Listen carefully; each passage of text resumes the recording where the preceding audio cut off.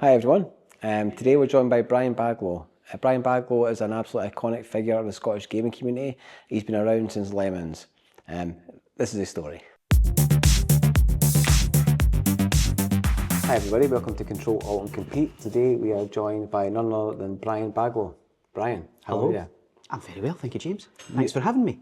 My pleasure, Brian. Do you know, you're one of the first people I think I ever met when I started getting into esports. And I think I met you at Edge.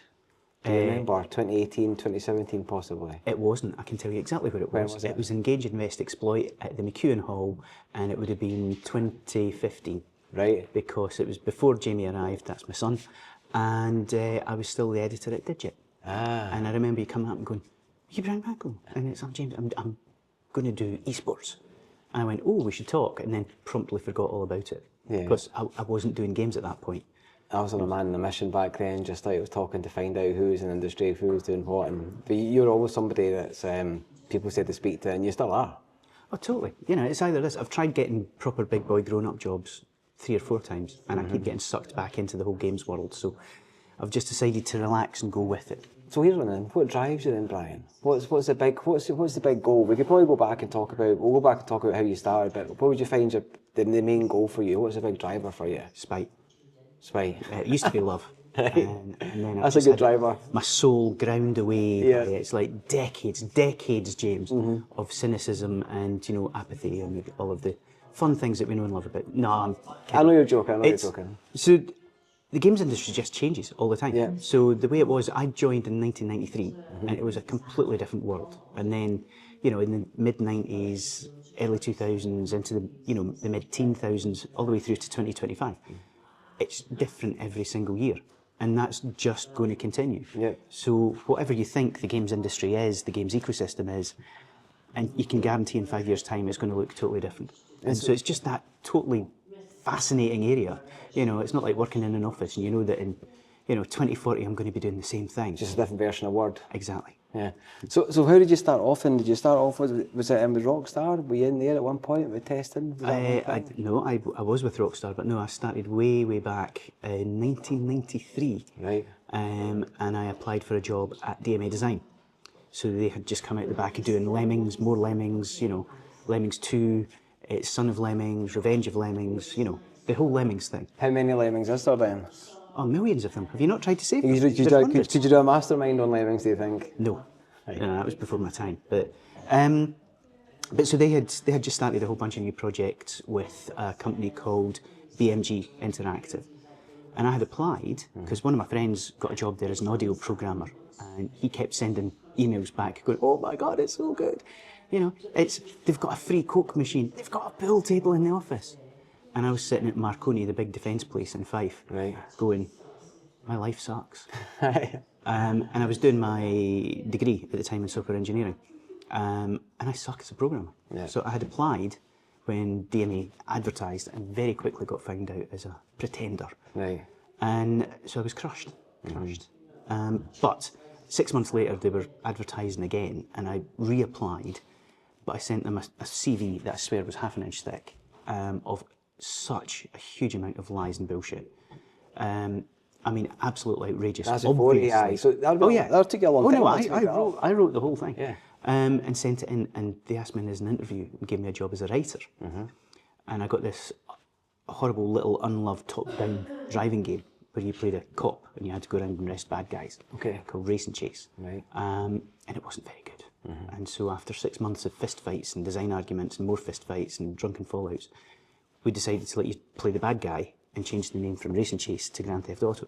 Right. And the rest, as they say, is multi-billion selling history. I left before it got good, obviously. Is that the biggest regret, do you think, then?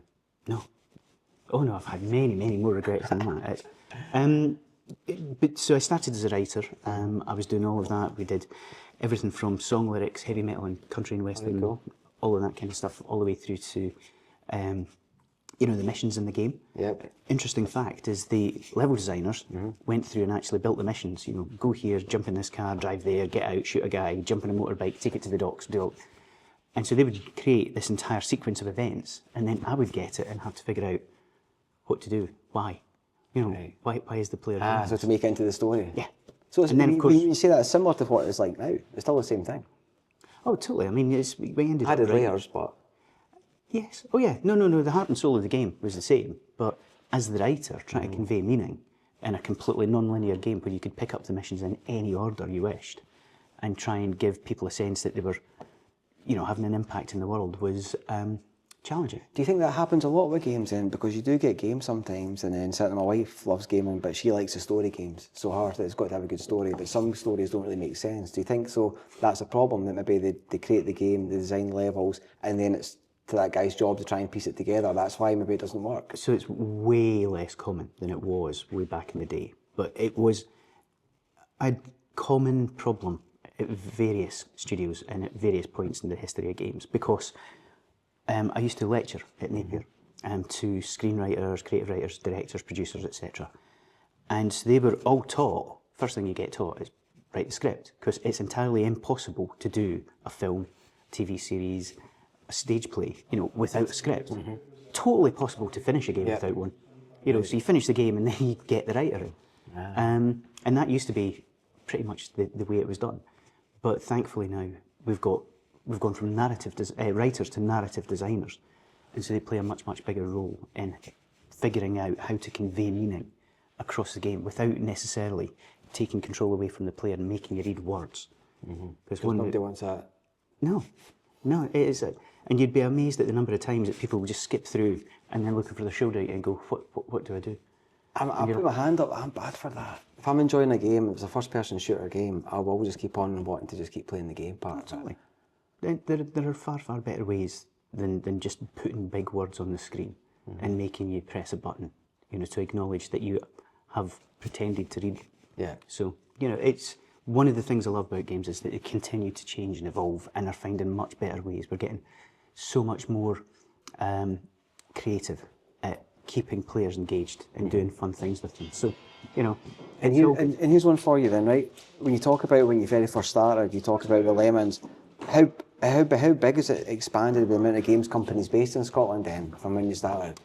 So, I started in 1993, and at that point there were 6 games companies, 3 of which were in Dundee.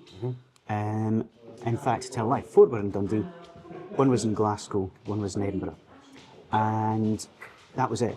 So everybody knew each other. There was less than, I don't know, maybe less than 100 people working across the whole of the games industry in Scotland.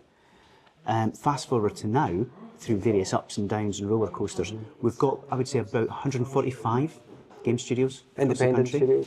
Going from the big boys, it's Rockstar, North and now Dundee, Build a Rocket Boy, down into sort of the mid-tier, so you've got your Outplays, your Hyperluminal games, that kind of thing, right down into the sort of the micro studios, the indies, even part-time developers. There's a growing number of folk who have got real proper big boy grown-up jobs now, but are still making games in their spare time. So again, everything's changed. If you take the indies and the part-timers into account, I reckon we could break 300 game creators across the country. And what would you say that would compare to? What's a country that's got similar, or would you say there's another hotspot? Scotland's well known throughout the world for that. Where else in the world would you say? Finland. Finland. Very near neighbour, same population, same sort of climate. A little bit colder? Quite a bit. Or is that just a joke? No, it's quite a bit colder. But they had a totally different start. So one of the biggest tech companies was, of course, Nokia. And so back in the sort of the 2010s, Nokia kind of came to pieces. And they were really early entrants into the mobile games market. And so from the get-go, they pretty much treated games as tech. And so everything that they've done to build Sweden's tech sector has included games. So the number here is quite shocking. So in Scotland, the games industry contributes round about £200 million a year to the Scottish economy. So it's 188 point something. Is that actual game sales, actual jobs? That's their contribution to the economy. So that's everything. In Finland, the equivalent is £2 billion. So there's an awful lot more we could be doing. We could be producing not just the next Grand Theft Auto, but the next Grand Theft Auto, Call of Duty, FIFA. We could be doing an awful lot more sort of big banner smash. And what would you say would help support that then? There's a whole bunch of things. So at the moment in Scotland, games are classified as one of 16 subsectors of the creative industries. right? So we're there alongside craft and architecture and literature and music, right? So on one level, you could kind of say, well, that sort of makes sense. And is that the same pot people are fighting for as well, for funding? Yeah. But in the rest of the UK, England, Wales, Northern Ireland, games are classified as a screen industry, which is why you've got the BFI looking after video game expenditure credit and tax credits, and you know, BAFTA doing the Games Awards and everything. So games are screen, not in Scotland, right? So our own screen agency, Screen Scotland, does not support video games. Neither are we tech, despite the fact that everything we do begins and ends with digital, you know, technology. So everything that the Scottish Government have done to support tech, and they've done a lot in the last 5 years, misses games entirely. So we've had a big sort of £42 million investment in this national tech scaler network, which is brilliant, 7 locations across the country to help encourage and build new startups and tech startups. Don't currently offer anything for games. Why? Because we don't sit within the tech world. So who's it? So what does it have to go through? What kind of reform have you got to change to make that happen? Well, I'm glad you asked. Well, this hasn't been set up, by the way, but I'm generally asking. Yeah. No, so back in 2021, I had applied for money from the Scottish Government. Right, so they started this big ecosystem fund, tech ecosystem fund, to build new tech events, and I applied for this hugely ambitious programme called Scottish Games Week, and it was 5 events taking place over 3 cities over the course of a week. Reasonably confident that there was no chance of me getting it, because, you know, why would they? They don't do anything to support games. For whatever reason, I got the funding. So I had to drop everything and then go and build Scottish Games Week.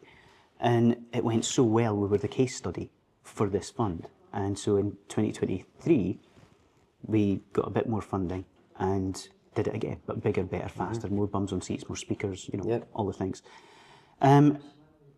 And it was all about supporting and promoting everything around games in Scotland. So we had started the Scottish Games Awards, we had a 2-day conference, we did an education symposium, we did a whole programme with the Scottish Parliament. Which is all well attended, by the way. Oh, they were great, you know, they were really, really good. But out the back of 2023, there was a group of us from the games industry who got to sit down with the Deputy First Minister and the Business and Innovation Minister and said, look, here's the opportunity. Games is worth over $200 billion a year globally, and that's still growing. In Scotland, we make 188 point whatever million for the Scottish economy, but look at Finland, that's 2 billion, right? And all of the work that's come out of Scotland about growing the economy, the digital economy, the creative economy, games are notable by their absence. We are invisible, so we need to do more, right? And in 2025 summer, we're going to have the eyes of the entire world on Scotland because GTA 6 comes out. Yep. And quite frankly, we're going to have to say, yeah, well, those guys did it, but we don't do that anymore. So I am currently writing what they call an action plan, which is a whole series of recommendations for the Scottish Government designed to increase knowledge and understanding of video games and build a more connected, collaborative and successful games ecosystem. And that goes across the board. So from education in primary schools, all the way through to startups, funding and finance, support and infrastructure for the games studios and the games businesses and organisations out there, all the way through to how we present ourselves on the world stage. So that is currently in development. If I wasn't here talking to you, I would hopefully have been publishing the second draft out for industry consultation. And the plan is to get it out this financial year. And that could be transformative. That could change the way that games are understood at every level of government and the way that we engage with the public sector. And then how would that look then in 5 years if you get the big ticks and that's all go? What's the vision then? So the Scottish National Investment Bank establishes a games fund. We have a new National Innovation Centre for video games somewhere in Scotland. We've got the entire education pipeline aligned. So currently every primary school child in Scotland gets a device, but they're just used to access. Or a tablet, yeah. Aye. So, but it's determined by the local authority. So some kids get a Chromebook, some kids get an iPad, some kids get an Android tablet, but there's no consistency. And it's focused on giving them access to existing services, like times tables, Rockstar. The only thing they've got across everybody is Microsoft Teams, isn't it? That's the only thing that every government has in Scotland. Every council region has is the Microsoft Teams. Apart from that, you're right, each one has its own agenda of what they're going to, what devices they're going to give. So in 5 years, National Innovation Centre, a dedicated games investment fund, we're actually involved in the conversations across education, from primary school, high school, colleges, universities. We've got more startups coming out of the colleges and universities, and there's support for all students making games in Scotland to actually publish the games that they make once they get past a certain sort of quality criteria. And then there's the fifth one that I can't remember. But in a sense, that may come back to you, but it's like recruitment will help a lot as well. If game companies can think there's an actual pipeline of Scottish talent coming through. Well, there you go. That is number 5, which is re-establish our global presence. Right. And the goal is really simple. We're currently the 5th biggest games cluster in the UK. I want to make us one of the top 5 worldwide.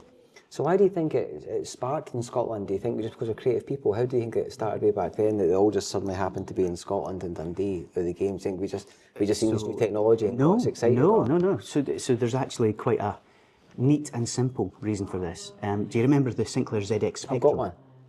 Made in 1 to 8K, yeah. I only found that out the last 5 years. Yeah. So the Timex factory in Dundee manufactured all the Sinclair ZX Spectrums, which was kind of the backbone of the home computer revolution in the 80s. And so, anecdotally, legend has it, a lot of them failed QA or fell off the back of a lorry, but there was a sort of a critical mass of folk who had them. And as soon as you got one home... Maybe that's how my dad got one then. It could be. Ask him. Ask him discreetly. It's like I'm sure the statute of limitations has probably expired, but you can never be too careful. So anyway, there was a whole bunch of folk in Dundee with computers, and as soon as you got one of these home computers, you realised Dad wasn't doing the accounts on it, Mum wasn't storing recipes. They were only really good for playing games. If you could load them. If you could load them. Because I was like, so it must have been like, what year was that then? 87, 86? Oh, so my first, I got my ZX81 in 1984. Right, so I remember being a young lad, maybe about 5, 6, before the NES and the SNES came out, Nintendo came out. I remember trying to load it, and I'm surprised I actually managed to even load the games. Oh yeah, I mean you needed a cassette tape, kids. Ask your parents, or possibly your grandparents.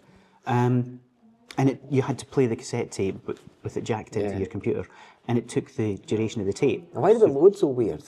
Do you remember the loading screens? It was something like psychedelic. Yeah. So it was binary, digital on and off. Right. And so you had different sounds, and so you were basically... You were listening to it loading? It was like, remember the old telephone couplers to get you onto the internet? You had to take your telephone handset and plug it in. Right. And again, it was audio. 9.6 kilobits a second. There you go. 9.6 baud. I am that old. But where was I? So loads of folk in Dundee with computers. There were a few computer clubs, but the one that kind of sparked it all was Kingsway Computer Club, and that's where the guys who went on to form DMA Design really kind of came together. And they inspired Chris van der Kuyl, who went on to found Viz, now 4G Studios. And so, you just had that little spark, and they had a couple of really successful games, Menace, Blood Money, and they had done horizontal and vertical shooters, came up with Lemmings, and that was just it. That went on to become a huge new piece of IP, intellectual property, made them a ton of cash, and made them realise that they could do something that went global. And so they had gone out and they did a few more games. Walker hired guns for the Amiga, a whole bunch of things as technology, as I said, keep them smoothing on. This change is constant. And so they signed a deal with this new games label within BMG, one of the world's biggest music groups, Bertelsmann Music Group, for 5 games. So Space Station, Silicon Valley, Tactics, Grand Theft Auto, and 2 others. I think it was Zenith and 1 other, but of which only 3 ever came to fruition. And that was it. That was kind of the history. And folk left DMA, so Russell Kay, who worked on Lemmings, left and set up Visual Science. They went on to do like F1, Harry Potter Quidditch, came back to do PlayStation port of GTA and so on. And it kind of went like that. And because we had DMA and Viz, Bell Street Tech, the technical college, were looking for a differentiator. They had just turned into Aberdeen University, and kind of went, what could we do? Do you think this games thing might be worth teaching people about? And so 1997, they launched the world's first games degree. Right? So that was quite critical in the development, isn't it? Absolutely. So there's been an awful lot of pioneering work, but the rest of the world has absolutely exploded. You know, games have gone from being standalone experiences for single, maybe multiplayer, played on dedicated hardware, through to something that now exists on non-dedicated devices, smartphones, smart TVs, smart fridges, for God's sake, alongside your Spotifys and your Facebooks and your TikToks and your banking apps and everything else. So it's introduced games to a huge new audience who would never, ever, ever have gone out and bought a PlayStation. So it's again, it's this change. Totally changed the world. And games can now be much smaller, much more, you know, focused on really weird genres that you wouldn't get real games looking at, because, you know, Candy Crush Saga on console would probably never have broken through. Candy Crush Saga on mobile makes perfect sense. Do you know what I'm scared for games? Roblox. I'm scared that Roblox, like my son, he'll play Roblox, right? And that's all he wants to play. And the amount of games that are on there, people that are looking at their dashboards, Xbox, PlayStation, will be worried. Because they're charging like £60, £70 some titles, but then there's kids in that are very happy playing all the free games with Fortnite and Roblox, and it's quite a scary one for the games industry. You think? No, it's just. Well, my son needs to stop it. I think he thinks my name's Join Me, because his dad join me. That's what his dad join me. And I look at some of these games, and if I hear one more thing about it's a new hobby in Roblox, I've got an 8-year-old. Right? Did he say Join Me? Do you get that? No, it's just. Oh aye. And he wanders around the house singing Sigma Boy, and Riz, Skibbity, Ohio, you know. Yeah, Skibbity Toilet. I'm getting the whole thing. What about Siren Head? Do you ever see Siren Head? Did they show you that? Yes. It's quite scary, isn't it? Yeah. Completely mental. I mean, it is totally mental. But it's the new different. Yeah. You know, it's the next thing. And this is the whole point. It's like, I still remember, I left Rockstar in 2000 and went and got a job with another pioneering Scottish games company called Digital Bridges, who were one of the very first, I think it was one of the first 3 mobile games companies in the world in 2000, so 7 years before the iPhone came out. And everything was based around SMS and WAP. If you remember, you got full-page adverts in the newspapers for ringtones and games, and that was my era. This is why I'm doing this out of spite. But I still remember there were like a whole series of YouTube videos that came out. You can still see them, going, mobile games are killing the games industry. Right. So it's happened before, and that's what. Yeah, home taping is killing music. Right. You know, it's change. I get it. Change is different. Change is frightening. Change means that you can't do what you used to do. We had the same wailing and gnashing of teeth that we've now got about AI and Web3, you know, all of the new emerging technologies. We've already had around free-to-play. You know, it's a free-to-play. It's a race to the bottom. Nobody's ever going to make money. Yeah, Voodoo's doing okay. I said the last I checked, Rovio were okay. Supercell, they're doing quite nicely. It's just, it's a different way of working. It's a different way of reaching your audience. It's a different way of convincing them to either give you money or find different ways for your games to make money. Yeah. So it changes. As long as you recognise that change is inevitable and that you're agile enough to accommodate it, or you find a niche, but you make sure that you support that niche across the ongoing evolution of the sector, you'll be fine. It's the folk who dig their heels in and cross their fingers really tight and just wish it would go back to selling boxes from shops. Just when you said that back there about, you know, that's not how we used to do it. Yeah.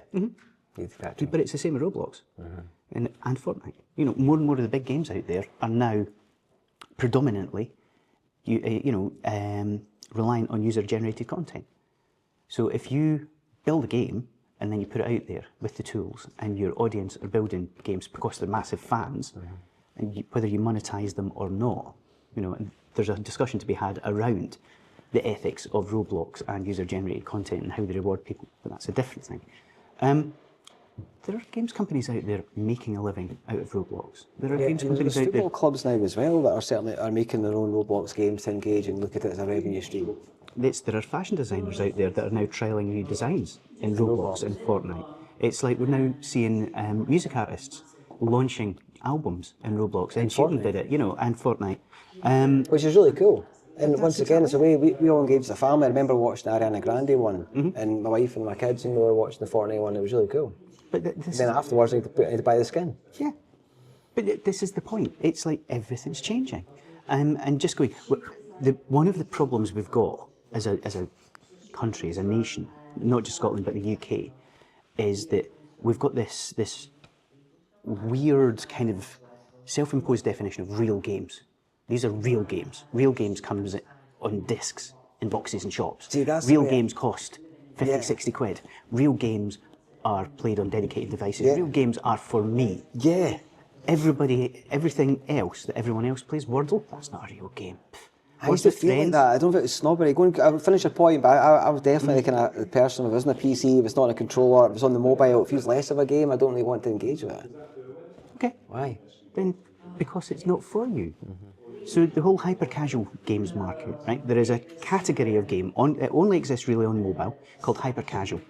And these are totally different. It's like, in the UK they'd be classified as student projects and stuck in somebody's GitHub repo or maybe put on their portfolio. Single mechanic games, normally played with one thumb, and it can be walking in high heels, designing the phone case. You know, if you've ever played Whole.io, Paper.io, any of the Snake.io games, where it's just get bigger, eat other folk. Yeah, it's good. Hyper casual, right? But they're designed in 2-week sprints, and they're punted out for no money. Nobody ever has to put their hand in their pocket if they don't want to, and it's the cost per install and the income generated by the advertising, and trying to get to that sweet spot where it's not quite annoying enough for people to just switch off. Or you could buy the subscription and cancel the adverts. We're not even getting into hybrid monetization, but we can if you want. Yeah, please do. But these things have absolutely, introduced people to games who would never ever have otherwise played games. And they're disposable. And they're designed to be that way. They're developed in 2-week sprints. Right. So 2 weeks, you punt it out, you check your cost per install, you check your revenue, your user engagement, your lifetime value, your daily average users, and all of this kind of stuff. And it's absolutely transformed some games economies. Right? Turkey has come through as an absolute pioneer in areas of gaming that the UK just won't even look at because they're not real games. So I think we're missing not just a trick, but quite a lot of tricks, which is why from the outset with Scottish Games Week I've been talking about the games ecosystem. Because the games industry, unless you are making real games and you're a developer or a publisher, you don't fit in the industry. But the games ecosystem is like this, and includes esports, and includes live streaming, includes content creators, and hyper-casual games, applied games, the use of games in areas like physiotherapy and medicine and education and manufacturing, construction, learning and development. Every other part of our digital world is now looking at games going, how do we build those incredible, engaging experiences that take people by the hand and lead them through and help them understand things better? Whether it's a quest, whether it's, blowing shit up, whether it's teaching people health and safety or taking them through how to escape from a burning battleship. Games can do things that no other content type in the world can. I was up in Dundee at the V&A last week doing a whole talk on functionality for Lloyds Bank, because they would run the big game jam. Because of fun. So putting in fun and functionality. Got you. Right? And one of the points I keep making is fun has got a really dodgy reputation in the UK. We treat fun as a 4-letter word. Fun isn't serious. Fun is frivolous. Fun is for kids. If the kids are having fun, you wouldn't think we're like that though, but we are, aren't we? Yeah. It's like you talk about putting games in classrooms and see how quickly you find people falling out. It's, well, if they're having fun, they can't be learning. And you and I both know, as parents, we both know it's utter crap. That's the only way they'll learn, if they're engaged and they're enjoying it. Weirdly, I was saying this to Jamie last night. So over lockdown, he was 2, and we had the iPad and we were playing Khan Academy Kids, right, which is the little learning app from the guys at Khan Academy. And it's a beautiful, beautiful, beautiful piece of work. And they've got deals and partnerships with companies like Super Simple Songs, who have got a whole bunch of stuff on YouTube. And you played games and you learned and you sang songs, and it was just joyful. And obviously there was no nursery, there were no schools. So I still say he's reading, years above his level. He's really good at his times tables and everything, and spatial reasoning, he's hands down awesome. But that was the starting point. And why are we not doing that? Why are we not using that? Why are we still sort of looking upon games as some sort of, as games and screen time as some sort of really detrimental? Do you think it's a generation thing? Do you think there's people older than us that are maybe never into the games and don't understand it, and they're just waiting for their pension to arrive, and then they don't want to change much, and then hopefully there's a new gen coming through? There's resistance to change at every level, at every age. But even now, when I go out and I talk to people, or I'm, in meetings and doing a whole bunch of things. I was at Glasgow University last week, day after the V&A, doing an academic thing about how do we get academics in the games industry, academia in the games industry, talking, doing things more effectively. And I was talking to half a dozen people there whose opening line at a conference about academia and games was, I don't play games, and I'm like, don't apologise, it's not mandatory. Yeah. And by the way, you're lying, you do. And I don't care if it's Wordle once a day, or you've got an Apple Watch and you're tracking your fitness, or you've got a store card and you're gamifying your purchases. There will be some way that you're gaming, you're playing with something, because it's universal. Maybe they're frightened to speak up amongst their peers, aren't they? But fun has a really dirty reputation. Fun is not useful, and I see it as a huge problem. So I ran a whole series of workshops for this big action plan that I'm writing. I did workshops across the whole of Scotland last year, and one of the folk who was there from Education Scotland kind of sat and went, it's interesting. At age 5 and 6, every single child in Scotland who's got a device is a gamer, and then we spend the next 10 years trying to put them off. It's true. We have an opportunity. We know they love Roblox. So instead of fighting it, why aren't we going, let's build some educational experiences in Roblox, and including things like how to stay safe online, how to actually recognise when people are trying to groom you, or communicating with you inappropriately. At the moment, we're just ignoring it and hoping it goes away. Well, hopefully, Brian, but with your plan, I think you've got the desire, the grind for it. I think you will make it happen. So I'm definitely going to make it happen. I know you are. So listen, I certainly, I wish you all the best with it, and I think anything I can do, or anyone can do, or anyone that's watching, you want to get involved, you think you can help, definitely get in touch with Brian. Nobody has an option. I will be jamming this down folks' throats if needs be. But it's an opportunity. There's an appetite on the government side of things to recognise that actually we could be doing more. And if you look at what they've done with tech, it's actually been really good.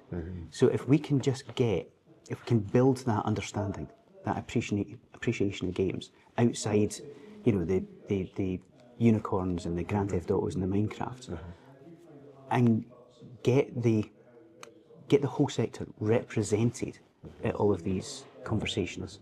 It's since I started this project, we've now got Skills Development Scotland starting to do its first research ever into games skills in Scotland, from which we've found that since 2011, 30,000 people in Scotland have studied games.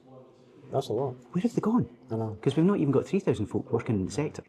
And we've got Education Scotland starting to look at video games as not just game design development, but using them for reviews. So instead of reading a book and writing a report on it, play a game and write a report on it. And that's just to all capture it takes. the imagination. It's just, recognise that they have value. Look at the cultural and social impact alongside that huge commercial bottom line. And, we could have, I firmly believe we could be one of the top 5 games hubs in the whole world within the next 5 to 10 years. Well, we should just double down on all the success we've got, as you said, in Minecraft and GTA. So, listen, Brian, thank you very much, buddy. Absolute pleasure. All the best, everyone. Always a joy, James. Thank you, buddy. I'll come back anytime.